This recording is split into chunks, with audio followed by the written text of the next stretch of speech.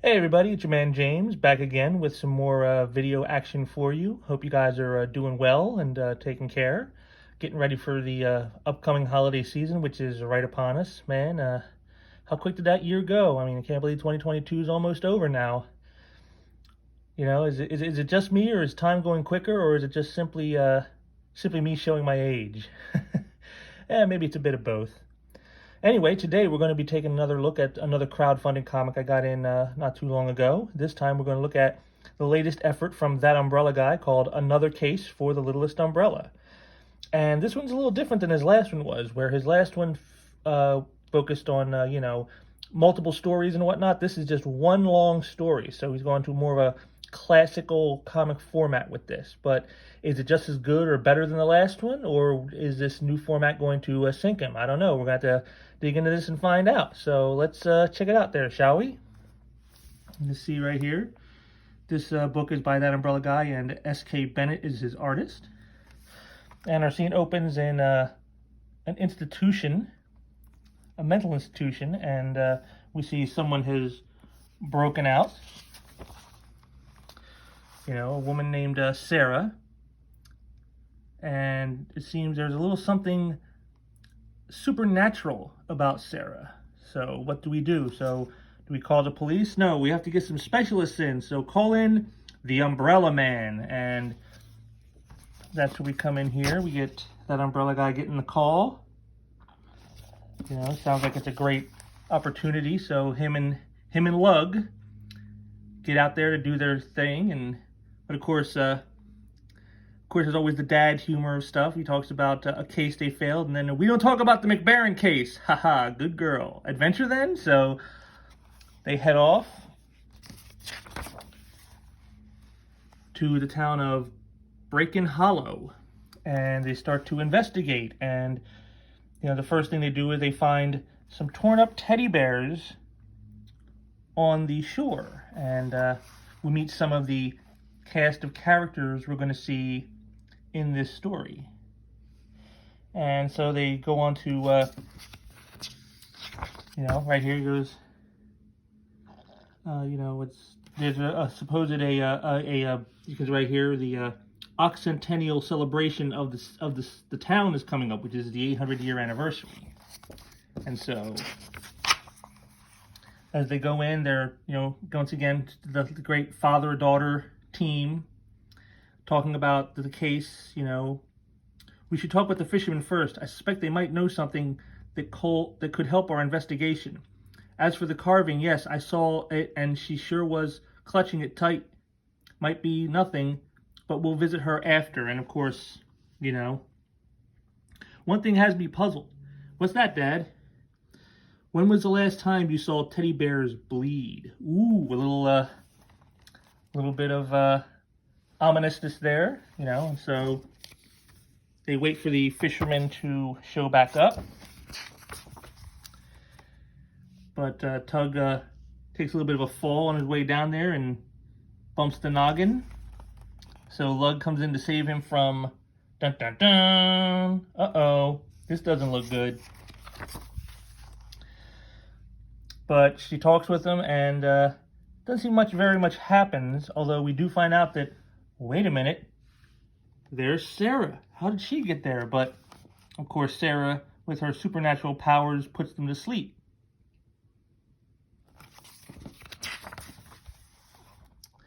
And when they wake up, they head back to their lodgings, and we meet Rhea Larksaw. Seems like a strange name, doesn't it? But she was, of course, the one with the very strange totem. And so, Tug is not feeling well after taking his fall and hitting his head. And then after a not so subtle and disturbing dream, the doctor shows up and talks to Tug. And this is where we get some of our information on things, on what's going on in this crazy town that's, yes, it's quite all right, doctor. I appreciate you coming out at such a late hour. Can I ask you, do you know of Sarah Walker? And this is where we get some of our information on Sarah.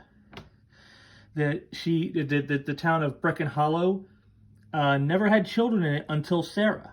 You know, there aren't any children in Brecon Hollow. Never have been. Most folks move away to start a family. There's a rot here, something bubbling under the waves that surrounds the town. Sarah was a ray of light, a fresh start for us all. Sadly, there were no real outlets for her energy, and the older folk were too busy to notice. You see, when you spend that much time alone, eventually things much worse than mere bad thoughts can creep in. There was no trauma, no accident, no bad teenage breakup. Her parents were there, but like everyone else, not really present.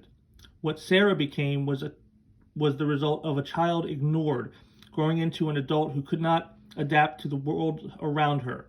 Loneliness is a terrible thing in time. Loneliness is a terrible thing. In time, something in her very core changed. She was a rare light detective. We should have helped her shine, not shuttered her out. We should have adopted her, not broken her, to fit in this relic. We gave away our chance to bask under that same light. So you can see this. The whole thing with Sarah is she's a neglected child. And so Tug and Lug decide to go to the local library to get more information based on what the doctor had told her. And here Lug meets the librarian, who just so happens to be a big fan. See, I read about all your cases online. I'm a huge fan. So we got a huge fan, and her and Lug kind of hit it off, and she gives her another clue. The bears that they found at the shore come from a place in Brecon Hollow. And again, more of that same dad humor here. Hey, if this carries on, you should consider renaming the town Build-A-Scare instead of course, Build-A-Bear. Nice little dad humor there. Meanwhile, Tug is looking for more information on the town. You know, he says, this book hasn't been open in a very long time, and he finds, well, it's empty. And the next book, they're all empty until eventually, one of them, a whaler's ark appears. What is this? It's another clue. So they head out, and I think Tug has finally figured out, that the fishermen are involved, and this is when we find out that Sarah has released a kraken to destroy the town. You can see here, Lug by herself, Tug getting knocked out of the way. Total childness right there, awesome. And then we find out that the fishermen, see right here, here's Sarah. At last, she has risen, and together we will bring rebirth. I, the mother, the earth itself will bury this cursed town before it is cleansed anew by the waters brought forth by the kraken. That's a really awesome image right there. I love how S.K. Bennett did this. It's just very well done. I mean, look at the detail right here in the face of the kraken. Very nice. And we kind of found out that the fishermen aren't really fishermen, but they are, the gods of Olympus. Behold, my son's Poseidon, his son Triton, and the Titan Oceanus. And these are now, gods. So it's just a whole thing of the gods being involved now. And, we come to find out, ironic, I wait a generation for another child to be born only for two to come along at once. Your arrival allowed me to feed on your energy and begin the prophecy anew. Now you will serve me. So it looks like Lug's in a little bit of trouble. And Tug can't get to her because they're trapped by a mystic barrier. And so it's all up to Lug. And she figures it all out. That Sarah is Rhea. And they are one and the same, you see. Because she remembers something she told her earlier. No longer different. Same, remember? Please, lady. We're friends. Remember the hotel? Hey, Snap, you said we had the same hairstyle. And then that breaks Rhea's control over Sarah, and then gives Tug and the fisherman gods a chance to step in and take out Rhea. And then it's time to face the Kraken. But it looks like the gods aren't going to be able to stop it, so what's it up to? Up to the child. And so it's Lug herself who uses her own special power. Look at me. And suddenly, she gets control of the Kraken. You know, and I guess that makes us friends now, right? Hey, your tail is glowing. Are you hurt? And she's given a nice little gift from the Kraken for, I guess, freeing it from Rhea's control. And so all ends well. There's a big party at the end with Lug getting some ice cream. And then it ends in a little bit of a bizarre way, because you remember, here they are in Switzerland on their next adventure, you know, and it's like, you know, thank you, I'm sorry, but have we met? I'm detective, please, I know exactly who you are. I feel like we've met before, but, you know, and it's like, oh, what's the deal? You know, my name, detective, is McBaron. What? No, it can't be. I believe you've been looking for me. And then Lug comes in with a snowball.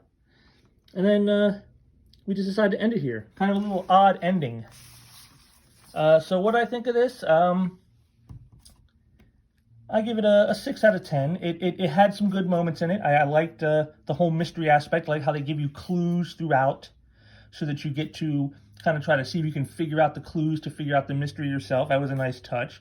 This was a lot more serious than the previous installment was. The previous installment felt much more like all ages fare. This one's a little more serious, a little more sophisticated than the previous installment.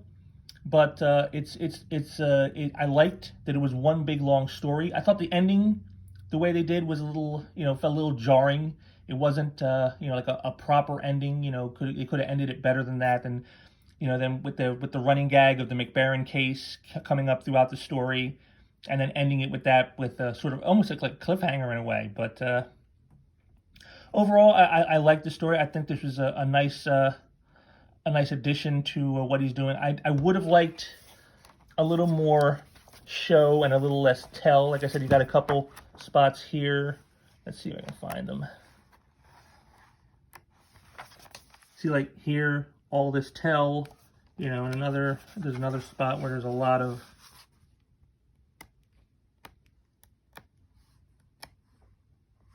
you know, another spot with a lot of tell, you know, with the whole thing with Sarah and Rhea. You know, I would have liked to have seen more, a little more see, a little less tell. But overall, like I said, it was a good book. I liked it. You know, it was very interesting and entertaining. It definitely has the Lovecraftian feel with the Kraken in there, and you know, the art by S.K. Bennett is really the standout to me. I mean, just some of his work here. You know, this shot of Sarah in the shadows, I like that a lot. And then once in a while, he'll get something in that's like really, really awesome. Let me see if I can find a good little panel here. Well, of course, you got the great splash reveal of the fisherman gods. But let's see. See, like, look at the doctor here. I mean, that's just excellent work. And I really like the coloring too. You know, it's muted. It's got, you know, it's not overblown the way a lot of coloring today is in a lot of modern mainstream comics. They definitely kept to like the classic flat color appeal, and I like that in this book. It works with the story being told. You know, and then of course you got, like I said, right here at the end. I mean, again, just look at the detail in those faces. You know, this is S.K. Bennett. I really like his work. He has the fundamentals of classic comic book storytelling, but yet he can pump it up to the more modern stuff that you see now.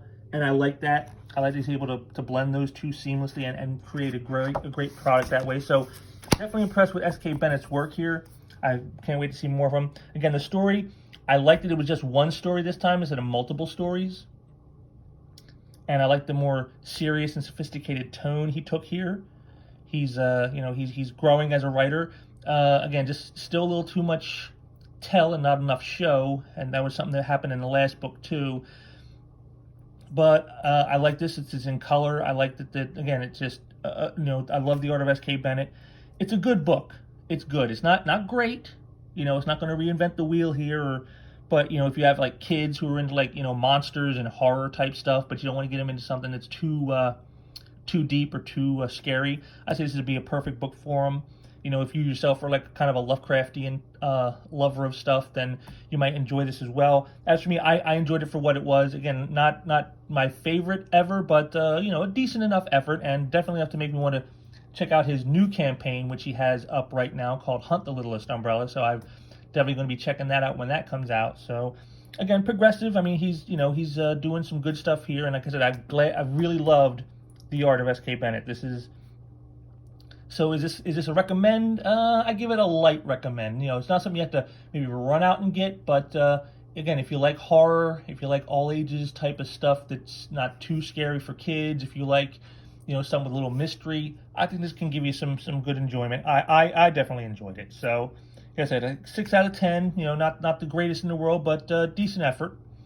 And hopefully his next one coming up, which will be linked down below there in the description section, so you can go check it out yourself.